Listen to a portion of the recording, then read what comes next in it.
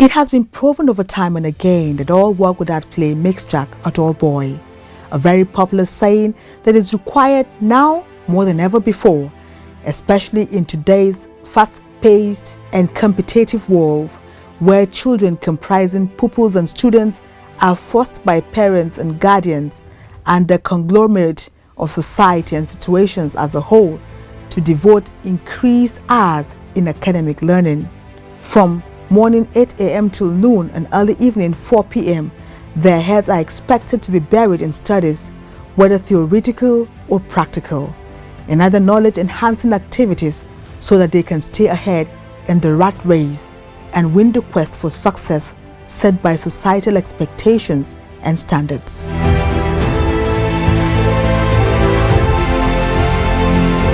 Add to the present way of life, where people mostly stay in small nuclear families with parents working round the clock to make ends meet, the viability of their homes as a place where they can have recreational time has diminished.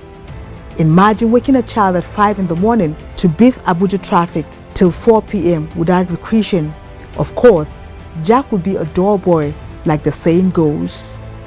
And that brings us to the significance of recreation to learning.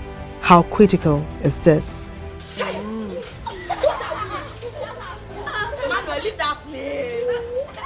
Put in the simplest terms, recreation consists of activities or experiences carried out within a leisure time, usually chosen voluntarily by the participants, either because of satisfaction, pleasure, or the creative enrichment derived, or because the person perceives certain personal or social values can be gained from them. Recreation can also be seen as the process of participation or emotional satisfaction derived from involvement in an activity that is carried out in a relaxed atmosphere.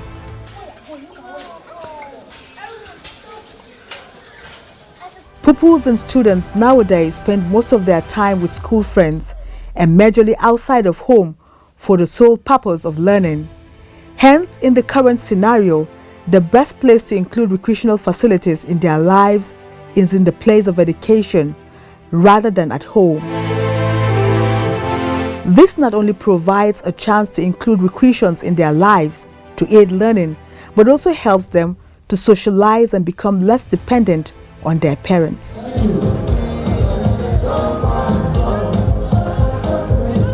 It is important to know that recreation is necessary and has impacts in the life of every human being as a result of the intricacies in the present-day society and the way of living. Students nowadays are weaker than the older generations, both physically, psychologically, and emotionally. This is reflected in their physical, emotional, and mental health, as well as their behavior and developmental processes, which all the more calls for giving recreation the importance it deserves in molding their development for wholeness. Having recreational facilities in school is very important because it helps the children to improve their gross motor skills.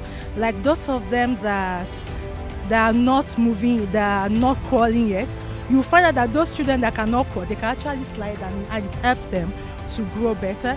Then it also helps with their social behavior. They learn to share when there is facilities to share. It helps them to meet up with other children, not necessarily from their class or from their homes. So they get to mix with other people. So I can't really just say everything right now because children learn from play. Okay, so when you have play equipment in school, it helps them to learn better. It's not just collecting information. We have the cognitive, which is your brain. You learn with your brain.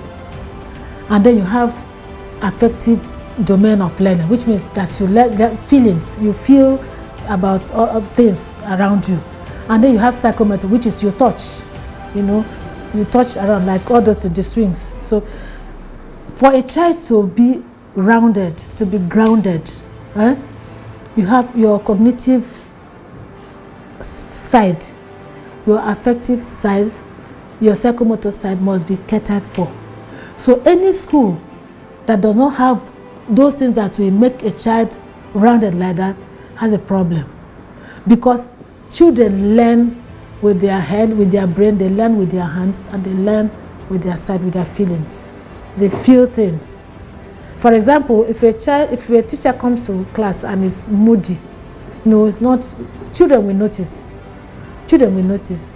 Especially such a person will now start either talking somehow, shouting at the children or beating the children. Children will know, and they will not be able to learn.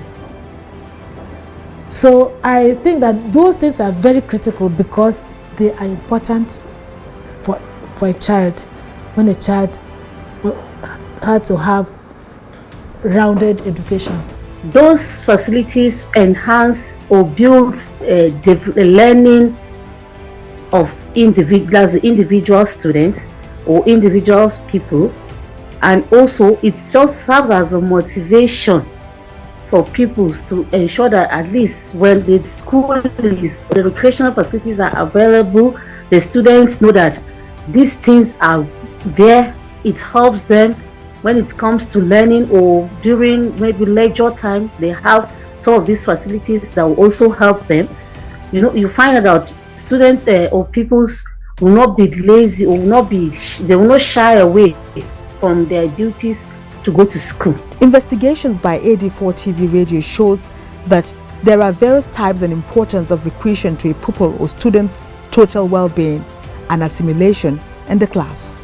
It is said to impact 3 basic aspects of a learner: physical, health, mental, as well as improving the general quality of their lives. The mental health improves concentration, skills, and ability to manage anxiety and stress. All those ones that children used to, play around, physical things that they run, even the field, there should be field where they play football. My small field, the children would during break now, they will see them, they will bring out their balls. So those things, there should be a place that they can have recreation, they can play around. They will have things that can help them move, even they are jumping. It's all those things that are, help them to grow physically. And then there are things that they can touch. Those things are essential. Then in the classroom, there are things we call something that manipulatives. Those things are things that they can touch. For example, if you go to our classrooms, you will see some counters, you will see some toys, a lot of things. So those things are important. Apart from writing on the board, those things are important. After playing, we feel free, like we are relaxed. We have energy to do so many things. The playground also makes you feel at peace. It makes your mind rest too. Yes, and when you're stressed, especially when you're done with lots of work. I would advise that It enhances social skills, develops skills such as cooperation and teamwork, and also create way for children to have fun, meet new people, and develop friendships. A clear case is this school children AD4 TV Radio came across at Gigat in Abuja. It's been fun ever since I came to the school because I was a new person here until I met and also when she came that's why I started having friends. Winifred, one of my best friends, when she came to this school, she was new and she could not talk to anyone. So when we were playing and I met her and I asked her tribe, her name and all this. And all these friends then we swam together, sang together, and that's how we became best friends. And me, when I met my friend Amarachi, I asked her plenty things, and I found out that she's my neighbor. Her house is close to my house. Also on physical health, recreational activities, especially outdoor ones, improve a child's health, like maintaining lower body fat percentages, lowering blood and cholesterol levels, increases muscular strength, flexibility, endurance, body composition, and cardiovascular endurance. And we have types. Miracle mentioned the types already. They are what? The small or the large. Overall is that it increases children's stamina and energy level, resulting in more focus for academic activities, besides having impact on the pupil and students' class attendance and attention, thus leading to more learning. And as well known, health is wealth.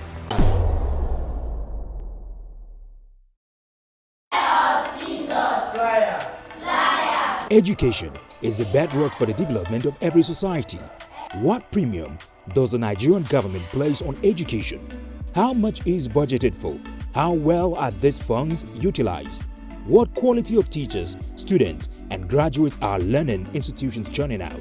For answers, join us on Leaves and Worms, an expository and incisive program showing every week on AD4 TV radio and supported by Wale Soyinka Center for Journalism, sponsored by MacArthur Foundation. Don't miss it.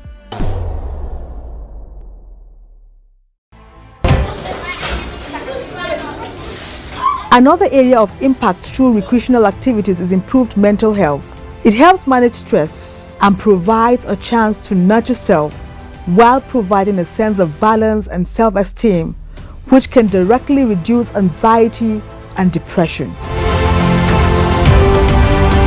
There is also an increased motivation to learn, as it can serve as a laboratory for application of contents learned in the classroom teaching. It provides a channel for releasing tension and anxiety, thus facilitating emotional stability and resilience. Such activities help students to become more self-reliant, empathic, and self-disciplined.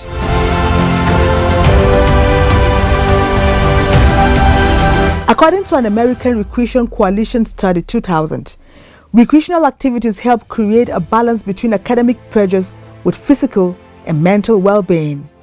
Looking at the above, the effects of recreation are multifold, as it enriches self-expression, self-fulfillment, ability, interpersonal skills, techniques, and methods of using leisure, physical strength, creative expression, and aesthetic sense, hence making recreation a vital tool of therapy and academic learning.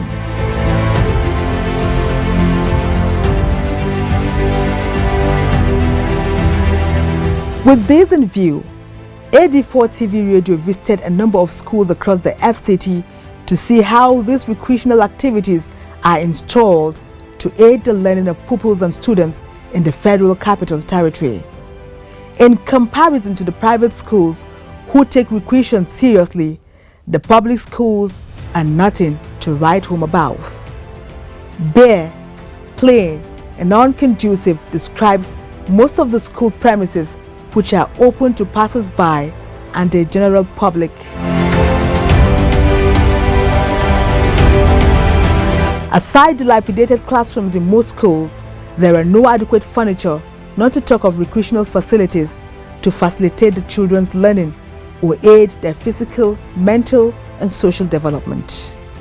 In most cases, only the locally sourced football by any of the privileged students serve the facility for recreation. When there are so many children in the classroom, number one, it's not comfortable for them. They cannot move. Number two, it's not even good for the teacher, because teachers are supposed to have a one-to-one relationship with their children.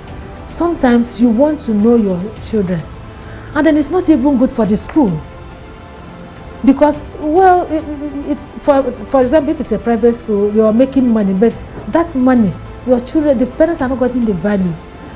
For me, in this school, any class that is more than 16, we split.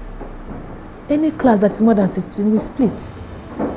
So that, I don't like crowded environment for children. It doesn't allow them to, move around. It doesn't allow them to study well, and there's so much distraction.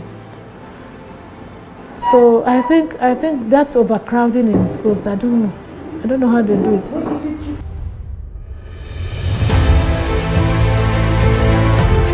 Coming to the point of including recreational activities in the educational curriculum, it can be said that the present generation spends less of their time in natural surroundings, leading to a weakening of sense, both psychologically and physiologically. I wouldn't say it's part of school curriculum, but it helps the children to learn well. Because I attended a public school, and in my school then there was nothing like swing. We didn't but we do play then, but those are just the ones we created for ourselves. and by ourselves. But you go to schools nowadays, especially the private schools, you see them have a lot of facilities for the children to play from, and you get to know that these children, they develop better. You know, their thinking faculty is better, they are able to share better, they are able to reason better than those that do not have those facilities. An ideal school should have facilities for technology at this time because it's 21st century. An ideal school should not be overcrowded in a class because a teacher should be able to know the children in the class. And sometimes there's individual learning, sometimes you do group learning. And an ideal school now, the classroom should be big because that time you pack children because children can now do things, are now doing things differently. And ideal schools should have facilities for external, for children to play outside. And then ideal school should have good well-trained teachers that can teach well. And an ideal school should have budget for training of their teachers so that they have professionals doing professional job in their schools. Guardians, academic institutions, as well as the government should find out every possible opportunity to include recreations in a student's life for an overall holistic development of mind and body. According to experts, if such opportunities are lessening in a home setup, then they must be included in the educational curriculum where a student spends majority of his or her time. When for a school, it should be, because they are all part of learning. They are all part of the learning process. Because even for a school to be accredited by the authorities, they also consider those things. They also consider the facilities available in the school. They are part of the requirements for accreditation. The facilities are very important. In fact, recreational activities in an educational setup will be academically more enriching for the student in many ways. As students are more enthusiastic to learn in outdoor learning activities as compared to traditional indoor setting, and also more motivated, they also develop a better attitude towards the environment and more responsible behavior, experts say. For a child to have a conducive learning environment, funding is key. And also the institution or the school in question need to ensure that this environment is very conducive to be, if the learning aspect of the school should be considered, especially when it comes to the practical aspect, apart from the theoretical aspect. Practically, they should set standards that will ensure that the students or the pupils will be conducive and create the environment to be a fun, because learning is fun for the little ones. Learning is fun, and you have to make it a fun for them so that they will get used to it and not shy away from it. It helps in building communication skills and team building, as students have to work in groups to solve problems. There are likely to be more discussions of ideas and feedbacks that help students to resolve conflicts amongst themselves, while boosting memory, as there are more practical experiences and the information can easily be soaked up wholly by the brain in a more fresh and fascinating environment. All these are the benefits majority of Nigerian children who are in public schools are missing out on, hence always resulting to a clear difference of smartness, confidence, teamwork spirit, boldness and assimilation of matters when placed side by side with their counterparts from private schools. Children know how to innovate and how to improvise. They improvise using a lot of some of that. Like, I think it was yesterday, I saw a child playing. There's this game we play while growing. You throw a stone up, you pick one on the table and you catch the one you threw up. So I saw a child doing it and I was just smiling with my daughter in the car. I'm like, I was telling my daughter, I did that while I was young. I did that. So you see them, as much as they just improvise with available resources and material, even things that you think is irrelevant, things that as irrelevant as stones, as irrelevant as sand is. You see them trying to create, play, and game in their own way. However, it is still very critical that the government look into provision of all of these equipment in government schools. So there is no how this will not improve the children's learning. There's a way to impact on their self-esteem.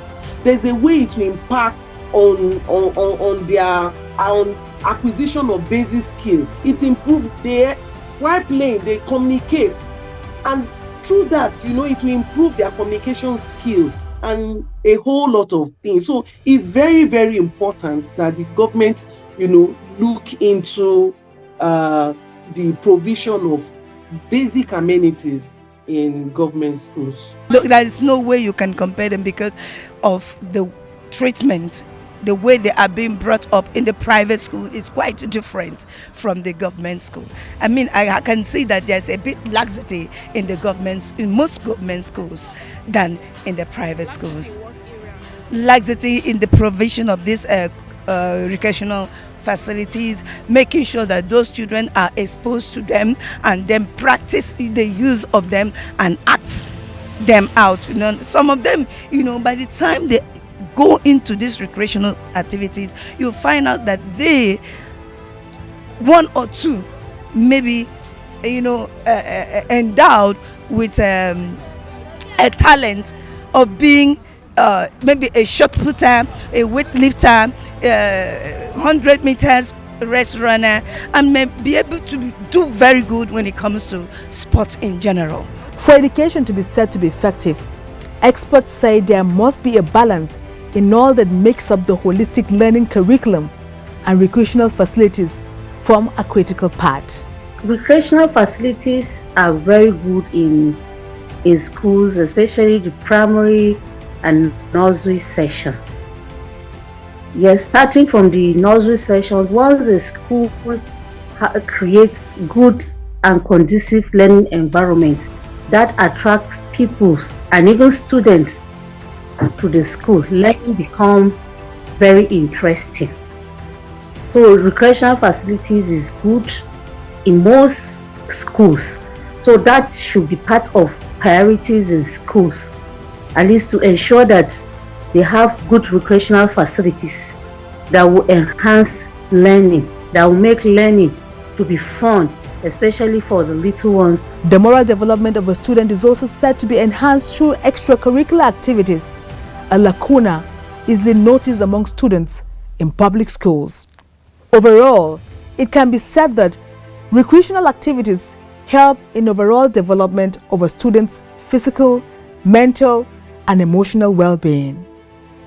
It not only helps to gather knowledge, but to use it ethically and lead a healthy and better life.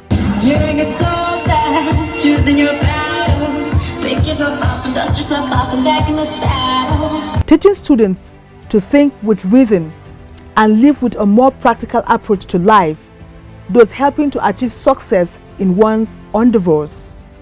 These are feats public schools in Abuja cannot boast of, hence denying majority of to-be Nigerian future leaders these opportunities of total development. The money they should put in schools, they put it in things that are not useful for the children. For example, instead of them to make a school better, they prefer to build a secretariat. They build a secretariat, they build 20-lane roads, they build airports. Those things that they need, not what the people need. So that is part of, I think, selfishness, greed is there, corruption is there. So those are the things that are holding down the country.